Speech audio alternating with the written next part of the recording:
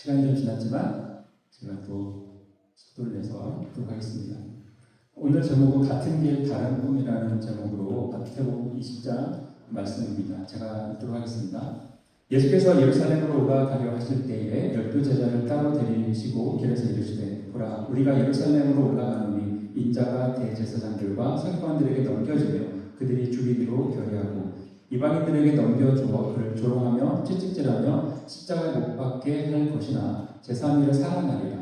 그때 세베대 아들의 어머니가 그 아들들을 데리고 예수께 와서 절하며 무엇을 구하니 예수께서 이르시되 무엇을 원하느냐 이르되 이 나의 두 아들을 주의 나라에서 하나는 주의 우편에 하나는 주의 좌편에 앉게 명하소서. 예수께서 대답하여 이르시되 너희는 너희가 구하는 것을 알지 못하는도다. 내가 마시려는 잔을 너희가 마실 수 있느냐. 그들이 말하되 할 수 있나이다. 이르시되 너희가 과연 내 잔을 마시려니와 내 좌우편에 앉는 것은 내가 주는 것이 아니라 내 아버지께서 누구를 위하여 예비하든지 그들이 얻을 것이니라. 10 제자가 듣고 그 두 형제에 대하여 분이 여기거늘 예수께서 제자들을 불러다가 이르시되 이방인의 집권자들이 그들을 임의로 주관하고 그 고관들이 그들에게 권세를 부리는 줄을 너희가 알거니와 너희 중에는 그렇지 않아야 하나니 너희 중에 누구든지 크고자 하는 자는 너희를 섬기는 자가 되고 너희 중에 누구든지 으뜸이 되고자 하는 자는 너희의 종이 되어야 하리라. 인자가 온 것은 섬김을 받으려 함이 아니라 도리어 섬기려 하고 자기 목숨을 많은 사람의 대속물로 주려 함이라. 네, 참고로 오늘 말씀을 나누기 전에 오늘 말씀은 아무래도 복음에 관련된 이야기, 복음 이야기를 많이 할 것 같습니다. 그래서 우리가 너무나 잘 아는 내용이기도 하고요. 그래서 이제 너무 가장 중요한 기독교의 가장 중요한 핵심 이야기지만 또한 동시에 우리가 너무 많이 들었기 때문에 갑자기 막 졸음이 밀려올 수도 있습니다. 혹시라도 졸리시면 괜찮습니다. 좀 나갔다 오셔도 돼요. 전혀 불안 갖지 마시고요. 제가 보니까 영어부에서는 좀 자더라고요. 그래서 네, 괜찮습니다. 1969년도에 아폴로 11호가 이제 인류 최초로 달에 착륙을 했었습니다. 그때 전 세계 사람들이 이 달 표면에 발자국을 남겼던 두 사람을 기억하시죠? 닐 암스트롱, 버즈 올드린에게 굉장히 열광을 했었습니다. 하지만 그 시각에 그 달 상공에 그 사령선이라는 게 있었거든요. 그 사령선은 계속 홀로 남아서 이렇게 달 궤도를 돌고 있었어요. 그 안에 누가 있었냐? 이 세 번째 비행사 마이클 컬린스라는 사람이 있었습니다. 이 사람은요 나중에 이제 다른 두 비행사를 픽업을 해서 다시 집으로 돌아와야 하는 그런 미션을 가지고 있었기 때문에요. 이 사람은 나가지 않았답니다. 그 사령선에서 기다리고 있었고요. 계속 이렇게 돌면서 창밖으로 동료들이 일하는 모습을 정복하고 있는 모습을 지켜봐야만 했습니다. 그런데 이 사령선이 이게 돌지 않습니까? 달을 돌면서 이제 어느 순간에는 어두운 면으로 이제 도는 거예요. 그때 어떤 현상이 일어나냐면 지구와의 모든 통신이 끊어지는 완벽한 그런 고독의 시간이 된다고 합니다. 그때 이제 이 사람이 저 멀리 우주 멀리에 외롭게 떠 있는 그런 암흑 속의 푸른 지구를 바라봤다고 해요. 저 이제 이 사진 사실 이 사람이 찍은 거거든요. 저 지구. 자 그렇게 지구를 보면서 훗날에 이제 자기 자서전에다가 이런 글을 적습니다. 인류는 달을 정복했다고 환호했지만 내가 사령선 안에서 깨달은 것은 깨달은 하나의 진리는 저 멀리 보이는 작고 가냘픈 지구만이 우리가 지켜야 할 유일한 생명의 본질이라는 사실이었다라고 이제 적었습니다. 제가 이 이야기를 이제 왜 갖고 왔냐면요. 이 세 명의 우주 비행사는 달이라는 공간에 함께 있었죠. 그런데 이들이 그 당시 바라봤던 것이 달랐습니다. 온 인류와 또 두 사람의 비행사는요, 달 표면을 밟고 깃발을 꽂는 소위 성공과 정복이라는 것만 바라보고 있었어요. 그런데 바로 이 한 사람의 우주 비행사는요, 우주의 창조주, 그 창조주를 생각했고요, 또 생명의 본질을 또 바라봤었습니다. 너무 놀랍지 않습니까? 분명히 같은 조건에, 같은 상황에, 같은 목적을 가지고 이 어마어마한 달이라는 곳에 도착했는데 사람들이요 각각 다른 것들을 주목한 겁니다.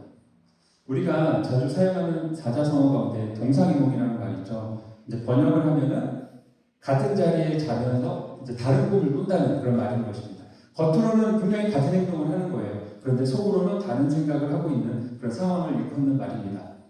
오늘 우리가 함께 읽었던 본문에서 예수님과 제자들이 보인 그런 모습이 바로 이 동상이몽이었습니다. 자, 오늘 이야기는요, 예수님이 예루살렘에서 이제 마지막 여행, 이제 십자가를 지러 가시는 예루살렘으로 들어가기 위한 마지막 여행입니다. 네. 네. 지금 이제 저 위에서부터 시작해서 이제 마지막 예수님의 여행은 가이사랴 빌립보에서 출발해서 이렇게 찍고 이렇게 넘어와서 여리고서 예루살렘으로 이렇게 오는 여정입니다. 그런데 처음에 그래서 저 가이사랴 빌립보에 대해서 출발하시죠. 자, 저 위에서 무슨 일이 있었죠? 우리가 너무나 잘 아는 것처럼 베드로의 위대한 고백이 있었습니다. 주는 그리스도시요 살아계신 하나님의 아들이십니다. 정말 위대한 고백을 하고요. 그리고 나서 바로 예수님이 어떤 고백을 하셨냐면은 처음으로 이제 장차 예수님께서 십자가에 달려 돌아가시고 이제 부활하실 것을 예고를 하십니다. 그리고 남쪽으로 내려오시죠. 그리고 갈릴리 지방에서 다시 한번 두 번째 예고를 하십니다. 그리고 쭉 더 내려와서 여기 여리고성 이제 가까이 와서 세 번째 죽음과 부활을 예고하셨습니다. 그게 이제 우리가 읽었던 오늘 본문 이야기죠. 18절에 이제 이렇게 구체적으로 얘기를 하십니다. 보라, 우리가 예루살렘으로 올라가노니 인자가 대제사장들과 서기관들에게 넘겨지매 그들이 죽이기를 결의하고 이방인들에게 넘겨주어 그를 조롱하며 채찍질하며 십자가 못 박게 할 것이나 제3일에 살아나리라. 너무나 많이 들었던 그 복음 이야기입니다. 십자가에서 돌아가신 이야기. 그때 세베대의 아들, 내 어머니가 두 아들을 데리고 예수님이 나왔습니다. 그러니까 세베대의 아들이라면 야고보와 요한이 되겠죠. 야고보와 요한의 어머님이 이제 나오셔서 21절에 말을 이렇게 하십니다. 이제 말을 하죠. 그때 21절에서 이렇게 얘기하십니다. 예수님께서 이르시되 무엇을 원하느냐? 그러니까 이르되 나의 이 두 아들을 주의 나라에서 하나는 우편에 하나는 좌편에 앉게 명하소서 이렇게 얘기를 하죠. 여러분 지금 예수님이요 이 세상을 구원하기 위해서 여행을 출발하셨습니다. 그리고 어떤 길이죠? 가장 낮고 낮은 곳으로 가고 계세요. 십자가의 길로 내려가고 계세요. 죽음의 길로 내려가고 계시거든요. 점점점 예수는 낮은 곳으로 가고 계십니다. 그런데 제자들과 그의 어머니는 힘을 갖기 위해서요. 거꾸로 높은 곳으로 올라가려고 합니다.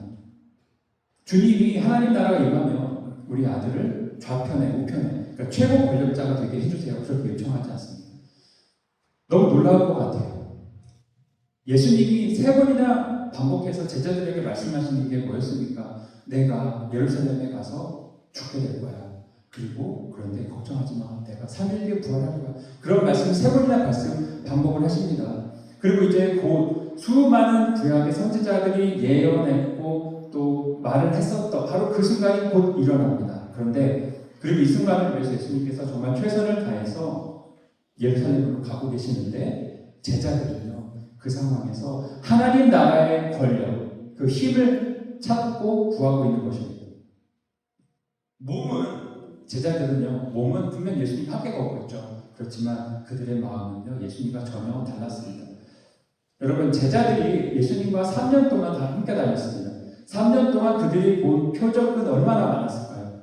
3년 동안 들었던 이 수많은 설교, 그것도 저같이 목사 새내기가 하는 설교가 아니라 정말 예수님이 말씀하시는 그 정말 말도 안 되는 설교 중에 설교를 듣는 그 3년 동안 얼마나 많이 들었겠습니까? 그 정도 훈련이면요 사실 제자들은 예수님이 무슨 말만 하면 이제 따라다 다 알고 이해하고 반응해야 되는 게 맞아요. 그런데 아이러니하게도요 그들은 예수님 곁에서 예수님의 마음을 모르고 있었던 겁니다. 그래서 십자가 사건이 임박했는데 지금 무슨 요청을 합니까? 하나님 나라에서 가장 높은 것을 달라고 얘기를 하는 것입니다. 다시 말하면요 지금 이 제자들은 영적인 소경 상태인 것입니다. 여러분, 뭐가 문제였을까요? 도대체 뭐가 문제였을까요? 이들이 기도가 부족했을까요? 이들이 어떤 배움의 양이 부족했을까요? 세상에서 그들보다 예수님을 더 가까이 경험했던 사람이 몇 명이나 있을까요? 그런데도 그들은 실패했습니다. 십자가 앞에 섰는데 눈이 멀었어요. 여러분, 그런데 이 부분에서요, 우리는 과연 어떤가 되돌아보기 원합니다. 우리는 당당합니까? 우리도 오랫동안 주님을 예배했고요, 수많은 설교를 들었고요, 또 제자들 못지않게 성경 공부 굉장히 많이 했습니다. 그런데 정직하게 우리 스스로에게 물어보면 좋겠어요. 나는 정말 이 순간 주님의 마음에 관심이 있는가? 주님이 눈물 흘리며 바라보시는 그곳에 우리는 과연 시선을 두고 있는가? 내 삶의 안위, 또 내 자녀의 성공, 또 내가 지금 하고 있는 일에는 정말 우리의 모든 신경을 다 쏟지 않습니까? 그런데 정작 주님이 이 땅에서 일하시는 바로 그 구원의 역사에 대해서는 우리는 아무 관심이 없다면, 만약에 아무 관심이 없다면 죄송하지만요, 우리는 지금 주님 곁에서 엉뚱한 생각을 하는, 엉뚱한 것을 꿈꾸기만 하는 영적 소경인 것입니다. 그러면 여기서 이런 질문이 생기죠. 그러면 왜 우리들은, 그리고 제자들은 왜 예수님을 믿는다고 하면서 예수님과 그렇게 오랜 시간 함께 걸어왔으면서 정작 예수님의 마음은 우리가 모르는가? 왜 영적 소경이 될 수밖에 없는가? 오늘 본문에서요, 이 영적 소경이 됐던 이 제자들의 행동을 통해서 우리가 좀 레슨을 얻기를 원합니다. 그래서 첫 번째 레슨을 함께 나누고 싶은데, 첫 번째는 뭐냐면요, 예수님을 따르는 목적, 그 목적을 성취했을 때 우리는 영적 소경이 된다는 거예요. 오늘 본문 20절에는요, 야고보와 요한의 어머니가 예수님께 나타났을 때 성경이 이렇게 얘기합니다. 세베대의 아들의 어머니가 그 아들들을 데리고 예수께 와서 절하며 무엇을 구하니, 이렇게 얘기를 하고 있어요. 근데 여기서 절하다라는 것은 이제 우리가 단순히 인사하다라고 그냥 알면은 좀 곤란합니다. 안녕하세요, 이렇게 인사하고 예수님 저 혹시 이거 좀 주시면 안 될까, 이렇게 얘기하는 게 아니에요.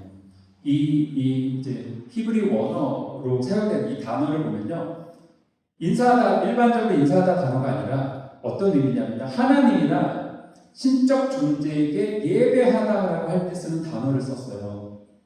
즉 뭐냐면요, 이 어머니는 예수님 앞에 왔을 때 종교적으로 정말 자기의 마음을 다해서 경배하는 것 같았습니다. 경배했습니다. 그런데 중요한 게 뭐냐? 진짜 목적은 그 뒤에 지금 이제 분사 형태로 표현하거든요. ing, 우리가 잘 알죠. 동시에 뭐뭐 하면서 뭐뭐 하다. 그러니까 무엇을 구하니가 분사 형태로 나와 있는 겁니다. 무슨 말이냐면요, 다시 말하면 이 어머니는요, 예수님께 무언가를 요구하고 청탁하면서 경배했다라는 얘기예요.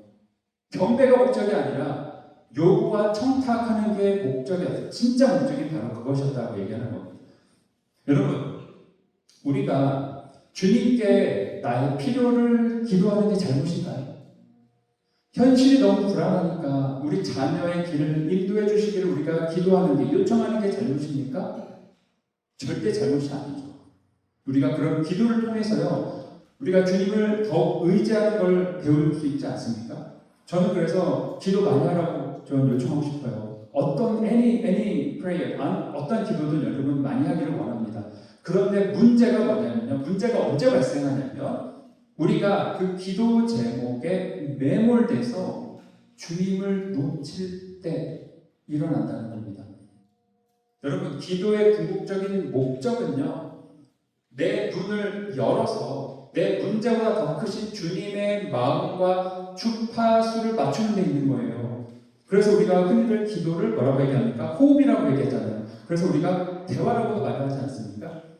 그런데 그 기도에 정작 하나님이 빠져버리는 거예요. 그리고 내 요구사항이 잔뜩 들어있는 이 청구서를 주님께 딱 내민다면, 이런 모습이라면 이게 우리 기독교가 세상의 다른 종교와 뭐가 다르겠습니까? 여러분, 불교나 세상의 종교의 특징이 뭐냐면요, 신이나 혹은 특정 절대자의 힘을 빌려서, 그들이 말하는 절대자입니다. 신의 힘을 빌려서 내가 원하는 목적과 소원을 이루는 데 있어요. 그래서 정성을 들이고 불공을 들여서 내 문제를 해결하길 원하고요, 나에게 복을 주기를, 받기를 원하는 그런 구조가 바로 그 불교나 아니면 세상에 다른 종교의 특징입니다. 옛날에 정화수라고 많이 들어보셨죠? 우리 옛날에 어머님들은 이제 깨끗한 물 하나 이렇게 사발 떠놓고 막 달에다 절하고 하늘에 절하고 막 그러지 않습니까? 그래서 이들 종교는요, 인간 스스로 고행하고 돌을 닦고 수양해서 깨달음을 얻어서 어떻게 하죠? 그 다음에 아래에서 위로 올라가는 종교예요. 내가 정말 열심히 노력하고 돌을 닦아서 신이라고 불리우는 그런 분의 그런 존재에게 다가가는, 내가 올라가는 종교거든요. 그런데 기독교는 본질적으로 다릅니다. 구조가 달라요. 기독교는요, 내 소원을 성취하는 게 목적이 아니에요. 대신 뭐가 목적이냐? 하나님이 나의 주인 되신, 또 그분과의 인격적인 관계, 그게 핵심인 거예요.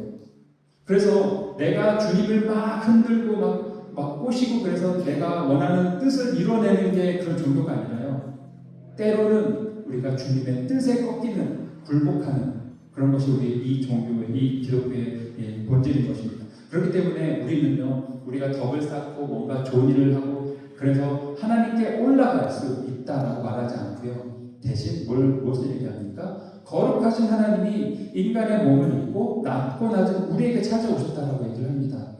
그래서 뭐라고 하죠? 위에서 아래로 내려온 은혜의 종교가 바로 우리 기독교예요. 그리고 그 중심에 예수 그리스도가 있는 것입니다. 그래서 28절에 이렇게 말씀을 하세요. 28절에 인자가 온 것은 섬김을 받으려 함이 아니라 도리어 섬기려 하고 자기 목숨을 많은 사람의 대속물로 주려 함이라. 아멘. 그렇기 때문에 우리가 주님을 따르는 이유는요, 하나님이 자신을 희생해서 우리 인간에게 살 수 있는 길을 열어주셨기 때문인 것입니다. 세상에 여러분, 이런 신이 어디 있습니까? 여러분, 저는 가끔 이런 생각하거든요. 기독교가 혹시 누군가가 조작하는 시나리오를 이으면서 만들어서 종교면 어떡하지? 근데 그런 생각할 때, 이런 부분 생각할 때마다 저는 아니겠다라는 생각을 합니다. 왜냐하면 세상에 그 어떤 사람이 이런 방법을 생각합니까? 그 어떤 사람이 신이라고 하는 어떤 존재를 만들고 그 신이 인간을 살리기 위해서 땅에 내려와 자기 생명을 내놓는다. 이런 시나리오를 누가 쓸 수 있겠습니까? 이건 정말 인간의 머리로 짤 수 없는 그런 내용이라는 거예요. 예수님이 그 자신의 피로 우리를 샀다라는 겁니다. 그래서 여러분, 지금은요, 우리가 세상 사람들과 우리가 비교했을 때 다른 게 없어 보일지도 모릅니다.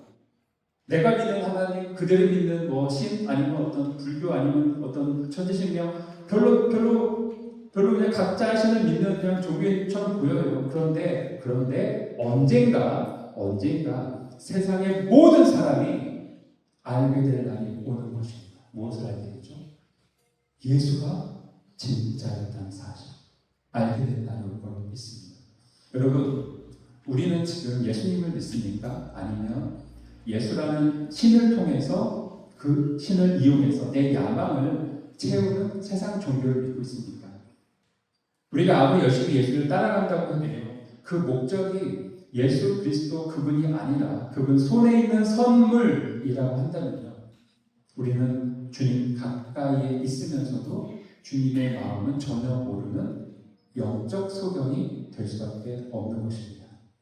우리의 삶 속에서도요, 예수 그리스도의 마음을 잃지 않는 우리 모두가 되기를 소망합니다. 두 번째 포인트를 나누면요, 제자들의 행동이 우리에게 주는 메시지. 두 번째 포인트는 우리가 세상의 소리에 귀 기울이기 시작할 때 우리는 영적 방향을 잃어버린다는 내용이십니다. 예수님은 하나님의 나라에서 한 자리씩 차지하고 싶어하는 야고보와 요한에게, 그리고 그들의 어머니에게 이렇게 얘기하죠. 너희는 너희가 구하는 것을 알지 못하는도다. 내가 마시려는 잔을 네가 마실 수 있느냐? 이런 질문을 합니다. 이게 한마디로 무슨 뜻입니까?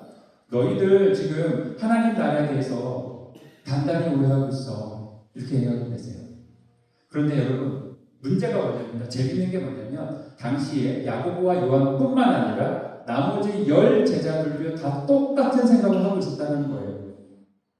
예수님이 언젠가, 지금 예수님이 능력을 보지 않았습니까? 예수님이 병을 고치고 죽은 사람을 일으키고 안진뱅이를 일으키고, 여러분 그 능력을 받기 때문에 이 제자들이 가지고 있는 기대감은 어마어마했습니다. 그래서 무슨 생각을 했죠? 아, 예수님이 언젠가 로마를 다 무너뜨릴 거야. 이스라엘을 구원하실 거야. 그때 하나님 나라에서, 그 하나님 나라가 시작되면 나는 높은 자리를 차지해야지. 12명 다 똑같은 생각을 했습니다. 자, 그러고 있는 상황에서 갑자기 야고보와 요한이 어머니를 앞세워서 함께 와서 막 자리를 달라고 하니까 제자들이 어떻게 되죠? 엄청 화가 났죠. 여러분, 이 제자들의 행동은요, 지극히 세상적인 원리에 근거한 행동 아니겠습니까? 무슨 말이죠? 세상의 소리에 반응했다고 우리가 말할 수 있는 것입니다. 그런데 예수님은 그게 아니라는 거죠. 오히려 반대라는 것입니다. 26절을 제가 갖고 왔는데, 너희 중에 누구든지 크고자 하는 자는 너희를 섬기는 자가 되고, 누구든지 으뜸이 되고자 하는 자는 너희의 종이 되리라, 이렇게 말을 합니다. 하나님 나라에서의 그 위대함, 하나님 나라에서 그 위대함이라는 것은요, 세상의 것과 다르죠. 남을 이길 수 있는 힘에서 그 위대함이 나오는 게 아니라 남을 섬기는 그 힘에서, 그 자발성에서 힘이 나온다고 얘기를 합니다. 그리고 바로 이 부분에서요, 우리가 제자들뿐만 아니라 오늘날 그리스도를 살아가는 우리들에게 어려움이 되는 것입니다. 바로 이 부분에서 어려움이 되는 거예요. 왜 어려움이 되냐? 바로 두 개의 서로 다른 세상의 원리가 충돌하고요. 우리가 딱 그 사이에 있기 때문이에요. 우리는 어떤 존재입니까? 세상에 영향을 받을 수밖에 없는 존재 아니겠습니까? 세상에 어떤 거센 물결을 우리가 헤쳐나가는 게 버거운 사람들 아니겠습니까? 그런데 주님이 뭐라고 하죠? 우리 보고 하나님의 원리를 따라 살라고 하세요. 그러니까 세상의 원리도 영향을 받을 수밖에 없고, 하나님은 또 하나님의 원리를 말씀하시고, 그 사이에서 우리가 정말 이도 저도 못하는, 아니 이것도 할 수 있고 저것도 할 수 있지만 선택하는 건 쉽지 않은 그런 상황인 것입니다. 여러분, 사무엘상 15장을 보면요, 사울 왕이 나옵니다. 사울 왕이 이제 하나님께서 명령을 하셔서 아말렉 족속을 모두 진멸하는, 아말렉 족속과 그에 속한 모든 족속을 진멸하라고 하셔서 행합니다. 겉으로는 정말 하나님의 말씀대로 잘 순종한 것 같아요. 그런데 양들과 소들을 남겨둔 것이 이제 발각이 됩니다. 사울 왕이 이제 어떻게 핑계를 하죠? 그 동물들은 아닙니다. 하나님께 제사 드리기 위해서 남겨놓은 거예요. 그렇게 주장을 하죠. 이제 15장, 13절, 14절, 15절 다 읽지는 않겠지만, 이제 보면은 세 번째 줄에 보면 이렇죠. 내 귀에 들려오는 이 양의 소리와 내게 들리는 이 소의 소리는 어찌 되느냐? 들킨 거죠. 사울 왕이 들켰어요. 자, 이 이야기 속에서 사울 왕이 하는 얘기가 사실 굉장히 솔깃합니다. 많이 되는 것 같아요. 너무 명확하게 말하지 않습니까? 아니, 그게 내가 이거를 그러니까 하나님의 말씀에 내가 불순종한 게 아니라 그냥 나 다시 다 하나님께서 원하시는 대로 다 직면했어. 그런데 예배할 때 우리 동물 필요하잖아. 이 동물 쓰려고 내가 남겨놓은 거야. 여러분, 말이 되죠? 굉장히 말이 되죠. 그런데 사무엘은 명확히 얘기를 합니다. 아니라 그건 불순종이라고 얘기합니다. 여러분, 제가 나누고 싶은 말이 이 부분이 이것입니다. 사울 왕에게 들렸던 소리가 두 가지가 있었다는 거예요. 하나는 하나님의 소리, 선지자를 통해서 전달되는 하나님의 음성이 있었습니다. 또 하나는 뭐죠? 양의 소리, 소의 소리가 들렸어요. 바로 이것이 우리가 사는 세상의 모습 아니겠습니까? 그게 무슨 말이냐면, 우리는 열심히 하나님의 통치를 받고 싶어요. 또 하나님의 순종하는 삶을 살기를 원합니다. 적어도 우리가 그게 옳은 길이라는 걸 알고 있잖아요. 그런데 문제가 세상의 소리가 너무나 커요. 그냥 가만히 있어도 양의 소리가 들리고 소의 소리가 들립니다. 왠지 가만히 있으면 안 될 것 같고요. 저것을 내가 취해야 될 것만 같고 내 것을 삼아야 될 것만 같은 그런 생각이 듭니다. 세상의 소리는요, 너무나 강력하거든요. 세상 사람들이 다 하면 나도 해야만 할 것 같지 않습니까? 안 하면 어떻게 되죠? 뒤처지는 것 같죠. 그렇게 우리가 세상 소리를 따라가다 보면 결국에 어떤 일이 발생합니까? 하나님의 소리가 묻혀버리게 되죠. 그리고 결과적으로 영적인 길을 잃어버리게 되는 데까지 가게 되는 것입니다. 여러분, 우리 인간은요, 참 연약한 존재입니다. 강력한 세상적인 가치와 그리고 흐름에 우리는 너무 쉽게 흔들리죠. 그리고 3년 동안 예수님과 함께 살았던 그 제자들이 흔드는 모습 보지 않았습니까? 그 사람들조차 흔들렸으니 우리는 얼마나 쉽게 흔들리겠습니까? 그런데 여러분, 이제 오늘 말씀 속에서 제가 강조하고 싶은 게 이제 여기서부터예요. 지금까지 졸리셨다면 괜찮습니다. 이제 일어나시면 돼요. 여기서부터 들으시면 돼요. 제가 나누고 싶었던 건 이거예요. 예수님의 반응입니다. 제자들이요, 3년 동안 그렇게 함께 있으면서도 다 무너지지 않았습니까? 그런데 제가 주목하는 것은 예수님의 반응이에요.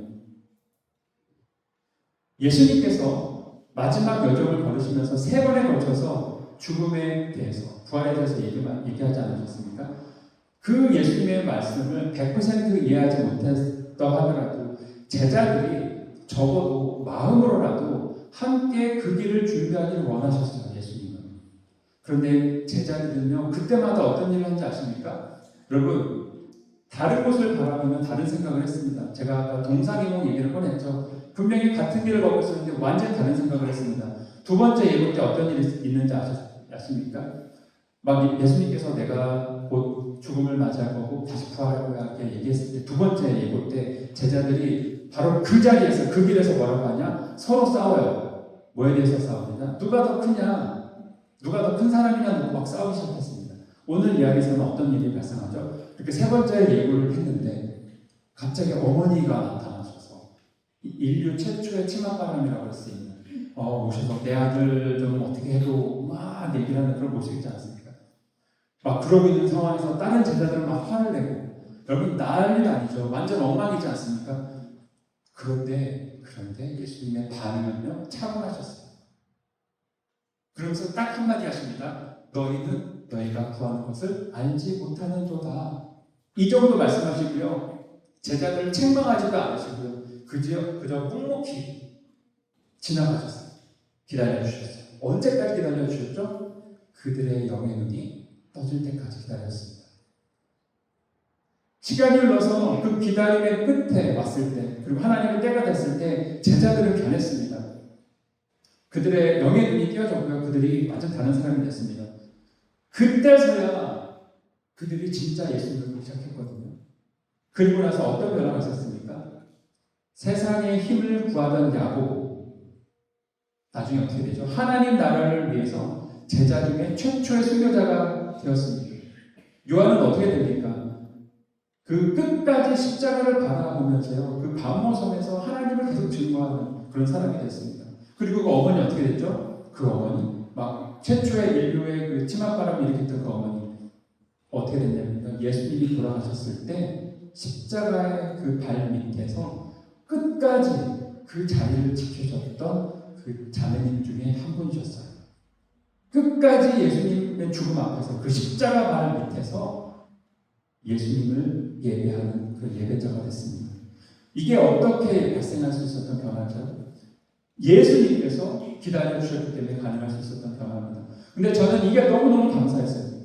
저는 이 말씀 묵상하면서 이 부분이 너무 감사했습니다. 왜냐하면 제가 인격적으로 예수님을 만났을 때에 가장 통곡하고 울었던 파트가 바로 이 부분이었기 때문이에요. 영적으로 저 정말 소경이었거든요. 세상 속에 마구 흔들렸던 그런 사람이었습니다. 교회는 열심히 다녔죠. 그런데 이 제자들처럼 교회를 함께 주님과 함께 있었다고 생각했지만 다른 생각을 많이 했었습니다. 그런데 제가 예수님을 인격적으로 바로 만났었던 바로 그 순간에 제 머릿속에 들어왔던 한 생각이 있었는데 바로 이거였어요. 어떤 생각이 들어왔냐면요. 주님이 지난 30여 년 동안 나를 기다려주셨구나. 그리고 돌아오라고 부르고 계셨구나. 제가 이 생각이 가장 먼저 제 마음에 치고 들어왔었어요. 그러니 제가 이 말씀 묵상하는데 어떻게 눈물을 멈추겠습니까? 어떻게 제가 가만히 있을 수가 있겠어요? 이게 진짜 사랑 아니겠습니까?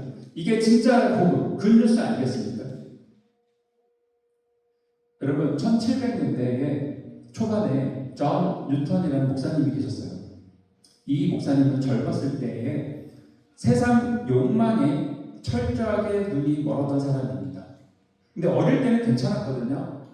경건한 어머니 밑에서 자랐기 때문에 나름 괜찮은 신앙을 갖고 있었습니다. 그런데 어머니가 돌아가셨어요.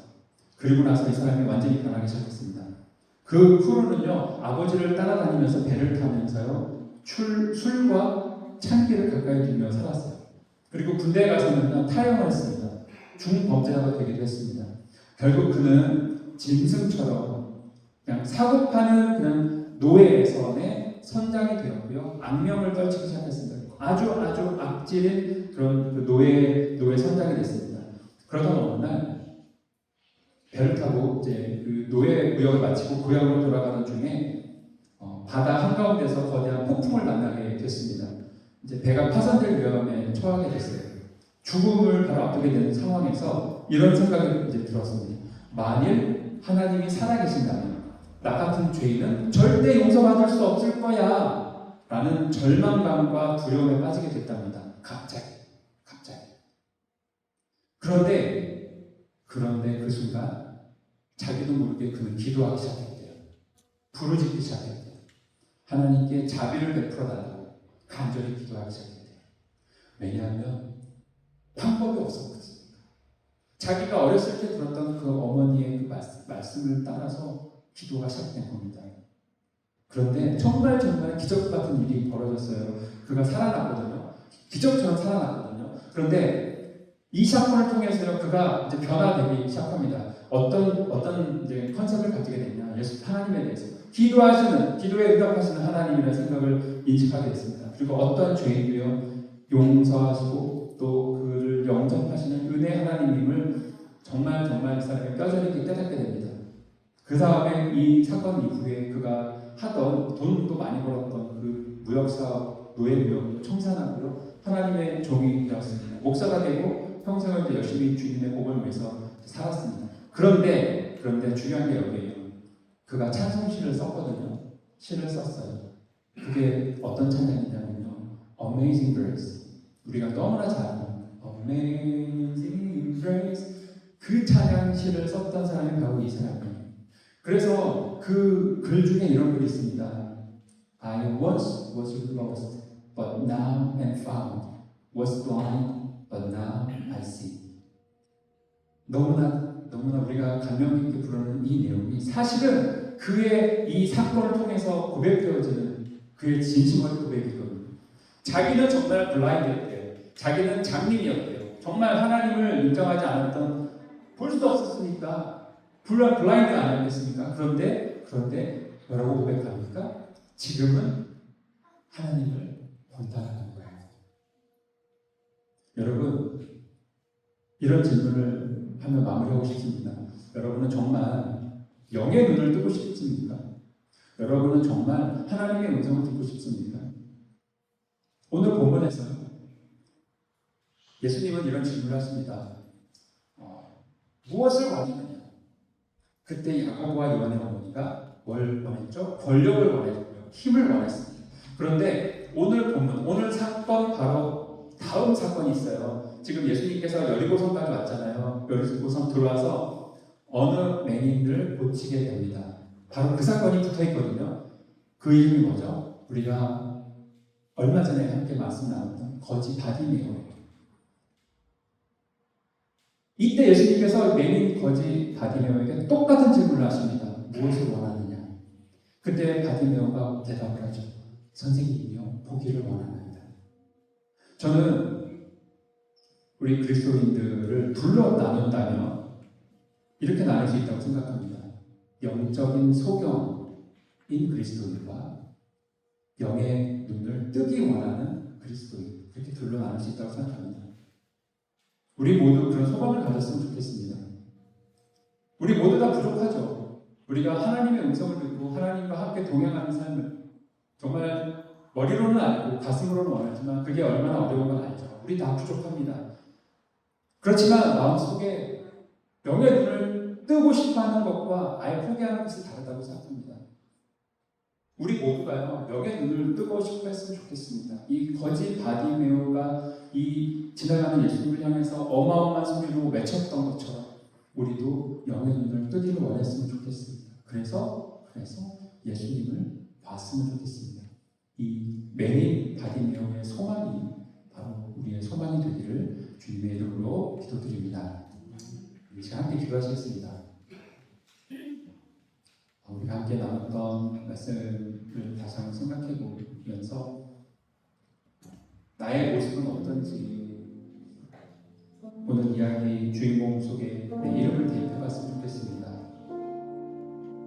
우리 모두에게 만약에 힘이 주어질 수 있다면 또 권력이 주어질 수 있는 기회가 있다면 우리는 서슴없이 아마 취할 것입니다. 왜냐하면 세상에서는요, 힘 있는 자가 최고거든요. 권력 있는 자라면 너무나 부러워하거든요. 그런데 하나님 나라에서 예수님께서 말씀하시면 그렇게 높아지려는 자는 낮아지라고 합니다.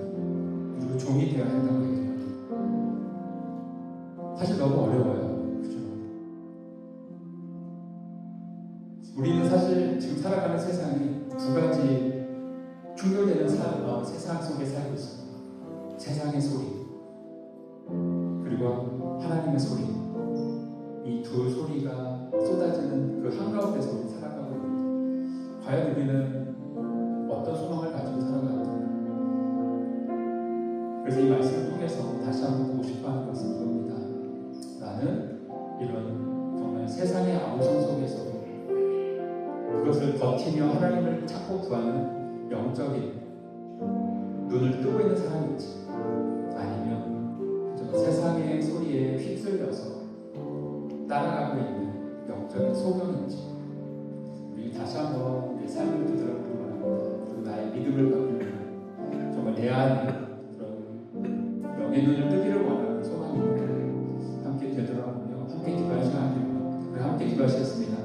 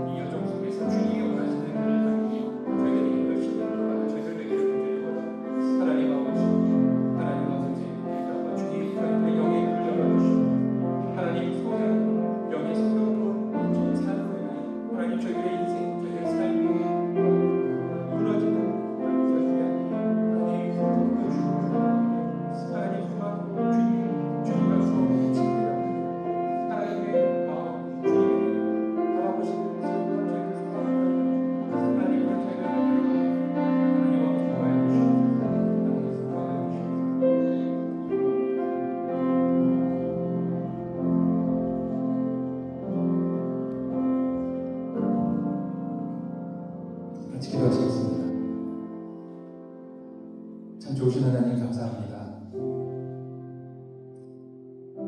저희들이 세상에 휩쓸려 떠나려 하지 않도록 주님께서 때때로 시적절한 순간에 주님의 말씀을 선포하시고 또 사랑을 보내주셔서 저희들의 시선을 다시 주님께로 돌리게 하십니다. 그래서 저희들이 주님의 음성에 다시 한번 관심을 갖게 하시면 감사합니다. 하나님, 저희들 너무나 실력 없고 연약한 존재입니다.